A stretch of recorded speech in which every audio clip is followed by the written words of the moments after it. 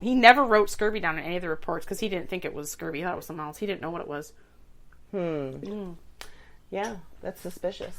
So, in April 4th of 1850, this is 5 years later, 5 years, still no, the Toronto Globe published that the British government was offering a £20,000 reward for any kind of information about this lost fleet. Wow. These 2 lost ships. They wanted information. They wanted people to help them. They wanted people to find them. They wanted to know what happened. And they were offering this huge reward for that information, which is kind of unheard of. Right now.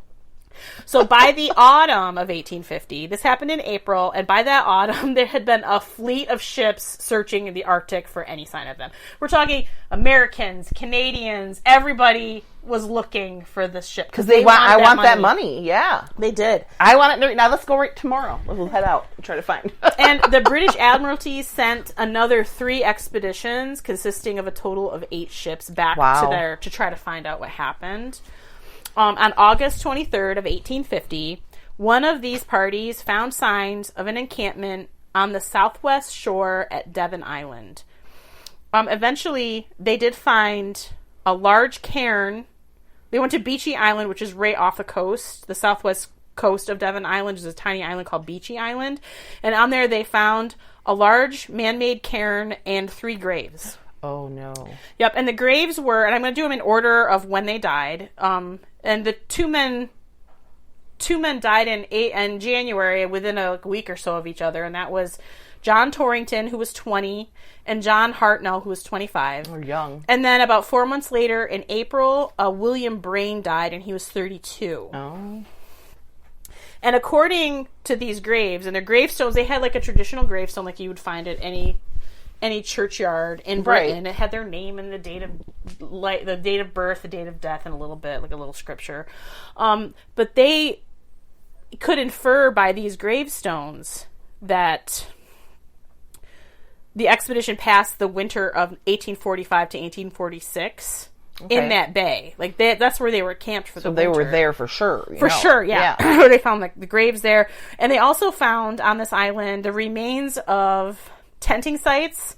They found an armorer's forge, a large storehouse, a carpenter's house, and a few other smaller structures. So they know that they were there. They found had to have been there. They found the remains, like they had like tin can remains from their food, right? Yeah. Yep. On Devon Island, they had found deep ruts left by sledges, and because of the size and the depth of these ruts, they inferred that the men gave little importance to making their travel equipment light and portable. So like, they were getting something quick, almost. They were dragging around a heavy shit, is what they were doing. Right. They're like, why are these sledges so big and heavy? Like, why are they so deep? Because it has to be something huge. And they're like, what are they doing? So, they also, this rescue expedition, they had shot and killed a polar bear while they were there, because polar bears is their territory. Right. And after they brought this bear back, they noticed that it had an earlier healed bullet wound.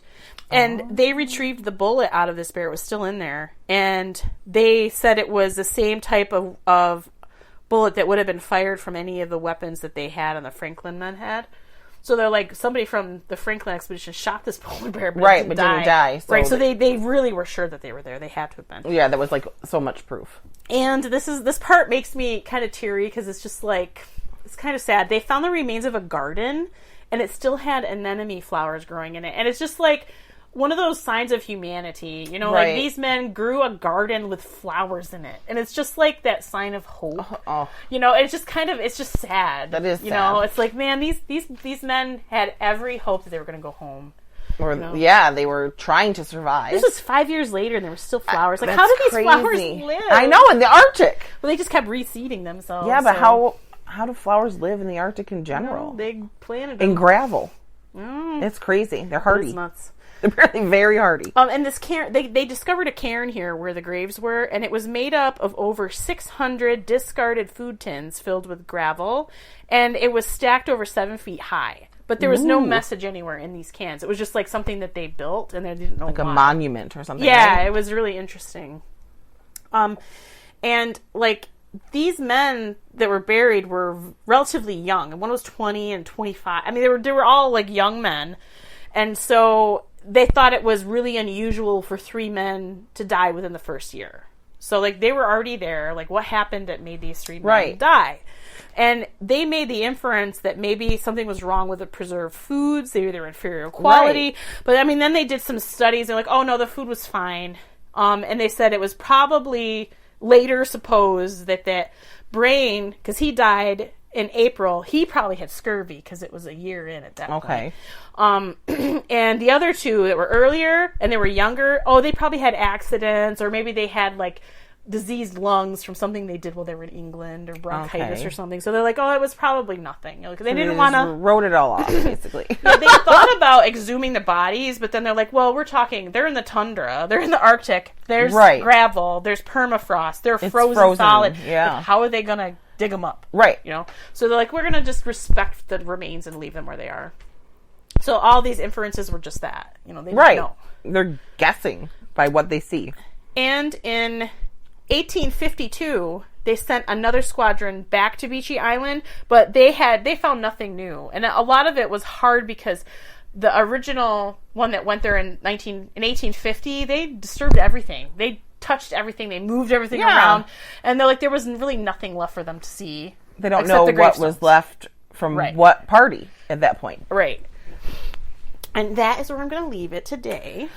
But I want to know what happened. We'll find out tomorrow. We'll find out next week. Okay. And I'm going to go back into, was it John Ray, who I believe is American, and he did an overland expedition, found out a ton of information from the Inuit people and things that he found. And then I'm also going to talk about in 1984, the documentary where they exhumed the 3 bodies and they did autopsies to figure out why these men died. Right. Because they're like, there's more to the story. We need to figure it out. And then they searched and tried to find bones. I'm really excited to figure out.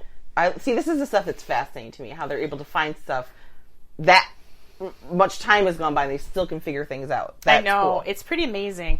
Oh, and like the Inuit who live there have lived there for centuries. Right. And they don't get scurvy. They're not getting the scurv. Right. And there's a reason for that. And a lot of these earlier expeditions figured this out, too, because they talked to the Inuit and they tried to learn from them. But they were so superior in their brains to these native people. Oh, yeah, these dumb native people that were surviving. I'm not going to do that. Because what they do is the Inuit, when they hunt, like they hunt caribou, they hunt muskox. When they kill a caribou, the first thing that they eat out of the caribou is the contents of the caribou stomach. But at least it's and fresh veggies, right? If you think about the caribou are going to be able to find all the lichen, they're going to find the vegetables or the fruit, the plant life that's there. So I guess that's where the Eskimos are getting their vitamin C. Right. And they also eat the testicles of the muskox. Oh my god! I'll just get scurvy. Which also has vitamin C, and that's like the English are like, oh no, we're not eating that. That's the gross part. I almost think I agree with them there. I'll just get the scurvy. Thanks. Bye. I'm not eating muskox testicles.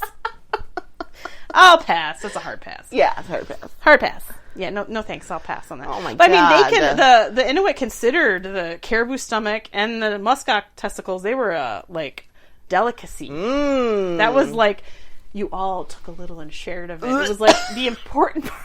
The important part of the meal. It's like the appetizer. Not to disrespect people's culture and what they like, but I can't eat a testy. Hey, it made them stay alive. But they stayed alive, so good for them. I've also heard that polar bear liver is toxic if you eat it. Really? Because they eat so many seal and fish. They have toxic amounts of vitamin A in their livers. Oh, interesting. So if you eat a polar bear liver, don't eat the liver. Don't eat the liver. I don't want a polar bear. Don't kill a polar bear. They're endangered. No, they're cute. Back then they weren't because cute little faces.